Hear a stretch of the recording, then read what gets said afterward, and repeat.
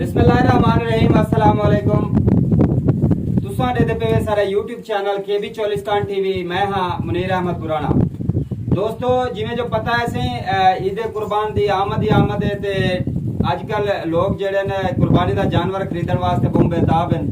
तां चोलिस्तान दे विच असां इस टाइम मलिक शहजाद सियाल दे फार्म ते मौजूद है से इथा माशाल्लाह बहुत सोहणे जानवर मौजूद हैं। वध तो वध बकरे से असा तो बकरिया का सारा रेट भी दसे सूँ और तो उम्मीद करे ना कि जानवर जरूर पसंद आ सन से कुर्बानी के जानवर हैं। जिमें जो है बकरा से तो दे पे इन टाइम बकरा 45,000 रुपए का से ये बकरा तो दे पे 50,000 रुपए का बकरा है। माशाल्लाह बकरे का वजन चेक करो, सोना बकरा है। इवें से ये बकरा बंदा पे ये भी 40,000 रुपए का है। ये बकरा आगे से इदा 50,000 रुपए की डिमांड है मालिक दी। इवें सारे जितने भी बकरे दे दे पे वध तो वध बकरे से एक तो वध सारे जानवर टॉप क्लास से। ये बकरा आगे से 35,000 रुपया मार्केट वैल्यू से 40,000 रुपया मालिक मंगते खड़े 35,000 रुपए का लग गए। इवें बे भी काफी सारे बकरे हैं जेडे तो आपको दिखे सू।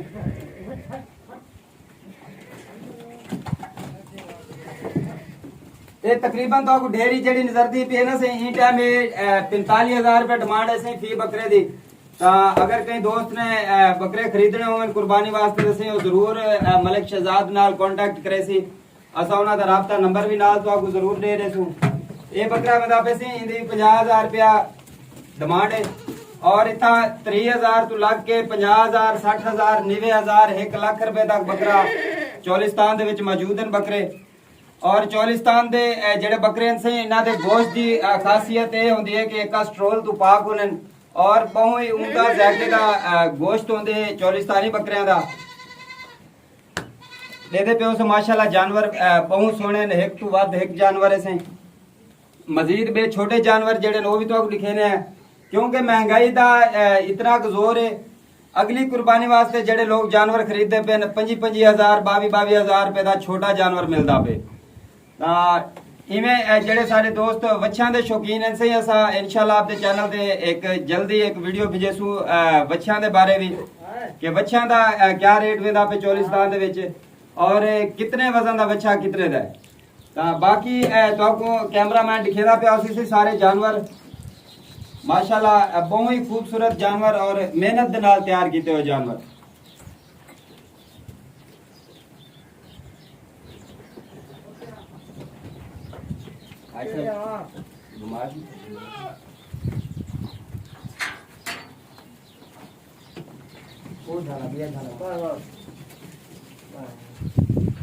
ऐसी तो जेड़े बकरे हैं सारे दिखा देते हैं।